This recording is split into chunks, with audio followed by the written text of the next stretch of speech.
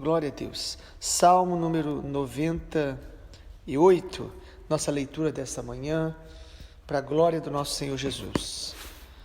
Cantem ao Senhor um cântico novo, porque Ele tem feito maravilhas e a sua mão direita e o seu braço santo lhe alcançaram a vitória.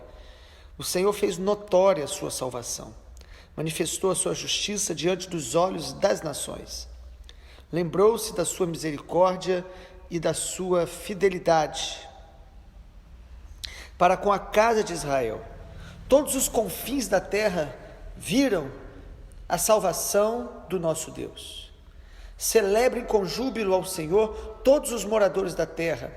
Gritem de alegria, exultem e cantem louvores. Cantem com harpa louvores ao Senhor, com harpa e voz de canto, com trombetas e ao som de buzinas. Exultem diante do Senhor, que é Rei. Ruja o mar e a sua plenitude, o mundo e os que nele habitam. Os rios batam palmas e juntos cantem de júbilos os montes. Na presença do Senhor, porque Ele vem julgar a terra, julgará o mundo com justiça e os povos com retidão. Louvado seja o nome do Senhor. Uma das manifestações do pecado na vida do ser humano é tentar negar a realidade de que todos nós passaremos pelo tribunal de Cristo. Ou seja, negar a realidade que haverá um juízo. Salmo 98, como outros que nós já lemos, fala sobre o juízo final, o dia do grande julgamento. Por que nós tentamos negar que todos vão comparecer diante do tribunal de Cristo e que haverá um grande julgamento?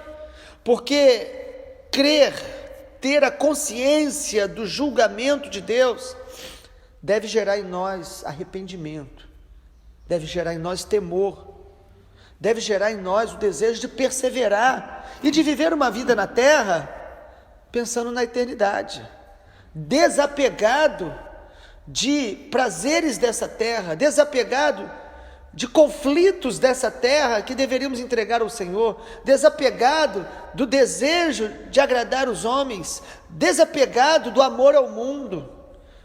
A única coisa que me faz ter a consciência de que eu devo me desapegar de tudo da terra é a convicção da minha eternidade com o Senhor e que haverá um dia que todos vão comparecer diante do tribunal de Cristo. A nossa carne tenta negar o dia do juízo para que a gente viva uma vida mais livre, no sentido para fazer o que queremos. Porém, isso não é a verdadeira liberdade. A verdadeira liberdade é você estar em Cristo, fazendo a vontade de Deus e tendo autoridade para renunciar tudo aquilo que desagrada a Deus e que aprisiona. Os anjos, a história de Israel, a história de Noé, a história de Sodoma, são exemplos de juízo. Os anjos que se rebelaram contra Deus, 1/3, foram lançados do céu. Os homens no tempo de Noé, que endureceram o coração para Deus, foram julgados e de repente veio o dilúvio sobre todos eles. Também na história de Sodoma e Gomorra, 2 cidades que se tornaram impiedosas, se entregando a todo tipo de iniquidade, o juízo veio, e esses juízos bíblicos são exemplos do juízo final. Jesus fala sobre isso. Será como nos dias de Noé a vinda do Senhor Jesus. Será também, o Senhor Jesus fala, lembrai-vos da mulher de Ló. Precisamos lembrar, para que a gente possa não olhar para trás, não ficar apegado às coisas deste mundo, a este domicílio espiritual da imoralidade que Sodoma representa. Nós precisamos lembrar que haverá um juízo final. E quando nós reconhecemos que haverá um juízo final, 3 coisas nós devemos fazer. Primeiro, nós devemos reconhecer que a salvação vem do nosso Deus. Somente o Senhor pode nos salvar. Olhe comigo na sua Bíblia, o versículo 1 diz: cantem ao Senhor um cântico novo, porque Ele tem feito maravilhas, e a sua mão direita, o seu braço santo, lhe alcançaram a vitória. O salmista está profetizando, falando já acerca da salvação que vem pela destra de Deus, que é um símbolo aí da salvação em Jesus, o Messias.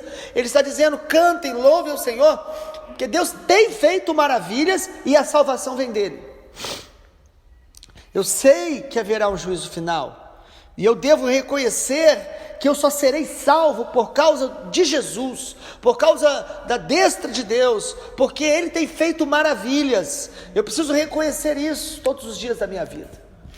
Eu preciso enxergar as maravilhas de Deus no meio do caos social, no meio das dificuldades pessoais, no meio das tribulações da vida, no meio das decepções com os homens. Eu preciso enxergar que Deus tem feito maravilhas e dele vem a salvação.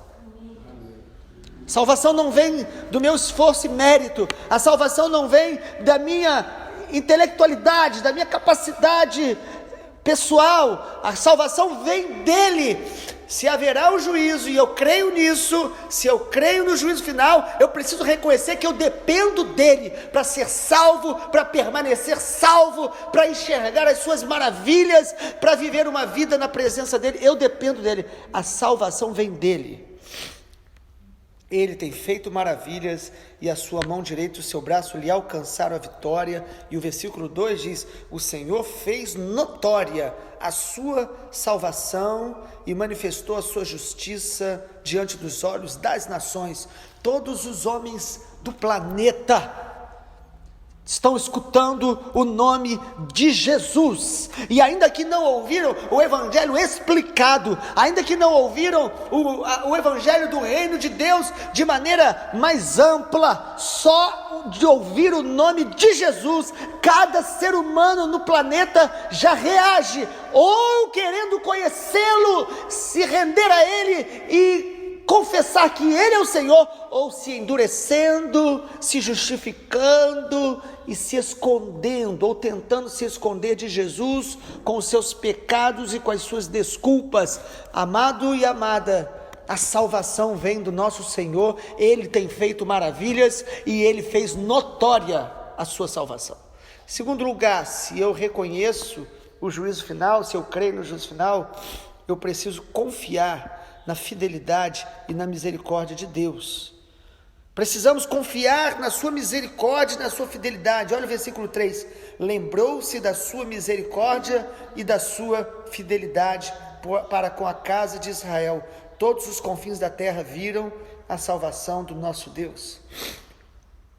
Eu preciso crer e entender que o Deus que vai vir como o grande juiz que vai julgar toda a terra é misericordioso e é fiel todos os dias da nossa vida. A misericórdia dele se renova a cada manhã, e ao invés de eu, por crer que Deus é bom, é amor, é misericordioso, ao invés de eu crer nisso e por isso continuar pecando, que o Senhor é bom, que o Senhor é misericordioso, deve me fazer amá-lo mais, deve me fazer santificar-me mais, deve me fazer confiar mais ainda nele, na sua fidelidade. O Deus que renova a misericórdia, todos os dias renova a possibilidade de me perdoar, de me restaurar, de me santificar mais. Ele é fiel, Ele vai me sustentar em suas mãos. Por isso, o Deus que perdoa é o Deus que me sustenta para que eu permaneça de pé, porque Ele é misericordioso e fiel. E em terceiro e último lugar, se eu creio na vinda do Senhor, no juízo final, eu devo viver uma vida para o seu louvor e para a sua glória. O que o Salmo 98 diz o tempo todo é: louvem ao Senhor, cantem ao Senhor, Ele fez maravilhas, Ele salva, Ele é fiel. Por isso, versículo 4 em diante diz: celebre com júbilo, gritem de alegria, exultem. O versículo 5 diz: cantem com harpa, louvem com harpa, com trombetas, com buzinas, exultem diante do Senhor. O salmista convida toda a criação. Ele fala: ruja o mar, o mundo, os que nele habitam, os rios batam palmas. Por quê, amado? porque o Senhor virá julgar a terra. Versículo 9, na presença do Senhor, Ele vem julgar a terra. Se eu creio que haverá um dia de juízo, eu não vou viver uma vida pensando só em mim mesmo, pensando só nos meus problemas, pensando só nas minhas cobiças e desejos. Se eu creio que o Senhor vai vir, eu vou viver todos os dias para glorificá-lo, para louvá-lo, para reconhecer a sua glória, para agradá-lo, para falar do seu amor, mesmo na dificuldade, na dor. Eu não deixarei de anunciar que o Senhor é bom, que o Senhor é Deus e que Ele virá julgar toda a terra. Exultem na presença dEle, louve-o todos os dias, nos dias bons e nos dias maus, quando você vê e quando você não vê, quando você sente, quando você não sente. Ele é Deus, Ele é digno. Louve, celebre a presença dEle, porque Ele vem julgar a terra, e Ele julgará a terra com retidão e com justiça.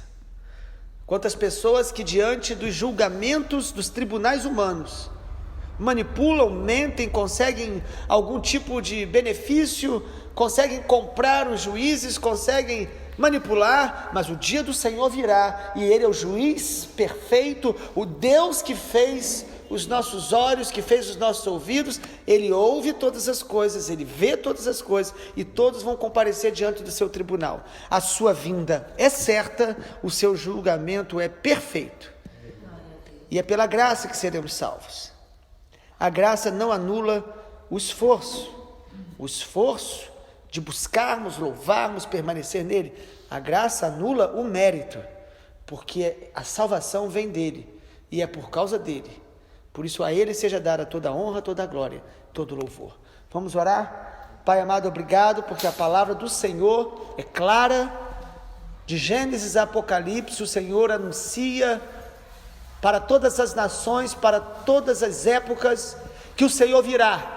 O Senhor virá, o dia do Senhor virá, e nós temos crido, nós anunciamos o Evangelho, o dia da tua salvação, e que hoje seja dia de salvação a todos que ouvirem a palavra, que nós possamos crer, nos render ao Senhor Jesus, o único e suficiente Salvador e Senhor, para que aquele dia não nos pegue de surpresa, para que possamos no dia da vinda do Senhor nos alegrar, exultar, porque aguardamos a tua vinda, não com medo, mas com amor, com saudades, com anseio, clamando: venha, ó Senhor Jesus, e confiando não nos nossos méritos, não nas nossas obras, mas no teu sangue, Jesus, na tua graça, Jesus, que morrendo por nós, comprou a nossa salvação, nos redimiu, nos salvou. Queremos viver para a tua glória, para o teu louvor, todos os dias da nossa vida, até o dia da tua vinda. Assim oramos em teu nome,